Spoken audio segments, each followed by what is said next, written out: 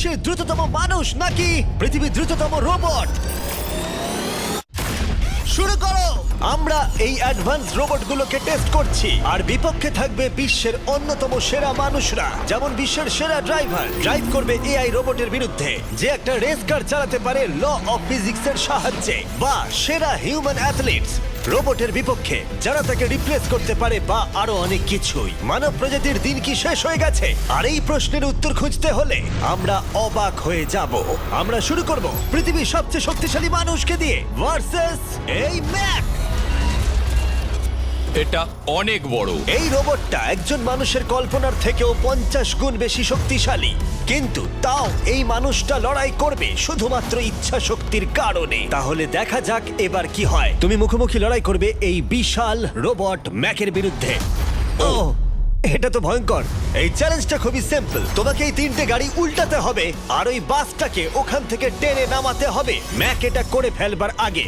আর সেটা যদি না পারো তাহলে মানবতা প্রথমেই হেরে যাবে। আমাকে জিততেই হবে। আর আমরাও চাই তুমি যেতো। 3, 2, 1 শুরু করো। ও মাই গড, গাড়িটাকে উল্টে দিল। এবার ম্যাক শুরু করেছে। মেঘ প্রথম গাড়িটা উল্টে দিয়েছে। থর দ্বিতীয় গাড়িতে পৌঁছে গেছে। চলো দাঁড়াও। ও মাই গড, চলো, ও না, রোবট এগিয়ে যাচ্ছে। দ্বিতীয় গাড়িটা উল্টে দিয়েছে। মানবতার জন্য। ভাই তুমি কি করছো? গাড়িটাকে উল্টাও। ও ও ও চেষ্টা করছে। ও সব গাড়িগুলোকে উল্টে দিল। এবার সবচেয়ে কঠিন অংশ, ও কি বাসটাকে টেনে নামাতে পারবে? টানো।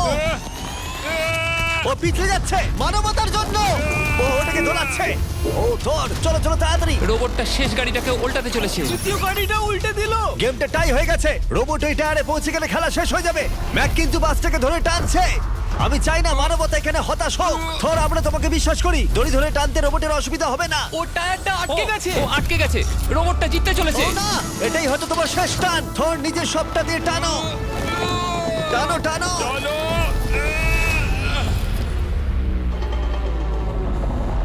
ও, তুমি পেরেছো। মানবতার জন্য। গোটা মানব জাতির পক্ষ থেকে এর মানে হলো মানুষ অতটাও দুর্বল নয়। কিন্তু এখনো 6টা চ্যালেঞ্জ বাকি আছে। এটা দেখতে যে শেষ পর্যন্ত রোবট আমাদের থেকে বেশি শক্তিশালী কিনা। তাহলে পরের শোডাউনে যাওয়া যাক, যেখানে আমাদের সামনে রয়েছে বিশ্বের দ্রুততম পিচিং রোবট। তুমি ও ইয়া, এটা সত্যি দারুণ। আমি এটা বুঝতে পেরেছি। নিও হলো একটা হিউম্যানয়েড রোবট যেটা মানুষের কার্যকলাপকে অনুকরণ করে। আর খুব বেশি দেরি নেই যেদিন অ্যান্ড্রয়েড সমস্ত সেলফ অপারেশন নিজেই করে নেবে, হয়তো মানুষের থেকে বেশি। আর এই রোবটটা খেলবে প্রাক্তন জায়ান্টস প্লেয়ার এরিক সিমের বিপক্ষে। হ্যাঁ চলো, তুমি দ্বিতীয়বার চান্স পাবে না। আমি তোমাকে হারিয়ে দেবো। আগে কাজটা করে দেখাও।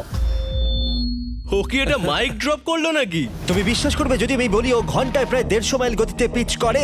150 মাইল? এটা সত্যি খুব দ্রুত। উল্টো দিকে বলি, এরিক এখনো পর্যন্ত মানবজাতির পক্ষে সব থেকে দ্রুততম ঘন্টায় 105 মাইল গতিতে পিচ করেছে, যার রেকর্ড হোল্ড করছে। এবার ওকে করতে হবে 150। নিও এখন ওর প্রিয় ক্যাননটা নিয়ে এসেছে বলটা লঞ্চ করার জন্য। নিও এখন এই ক্যাননটাকে চালাবে। হ্যাঁ, মানে ওই নিজের মতন করে, আমি ঠিক জানি না। দেখো, আমার যা মনে হলো আমি সেটা বলে দিলাম। ঠিক আছে এরিক, তুমি একটা হোম রান করতে পারলে 10টা পিচের মধ্যে একটা হলেও। আর নিও তোমার কাছে হেরে গেলে মানব প্রজাতি 2-0-তে এগিয়ে যাবে। চলো ভাই, মানবতার জন্য। ঠিক আছে, চলো দেখা যাক। মানবতার জন্য এটা করো এরিক। আমি তৈরি। মানবতার জন্য।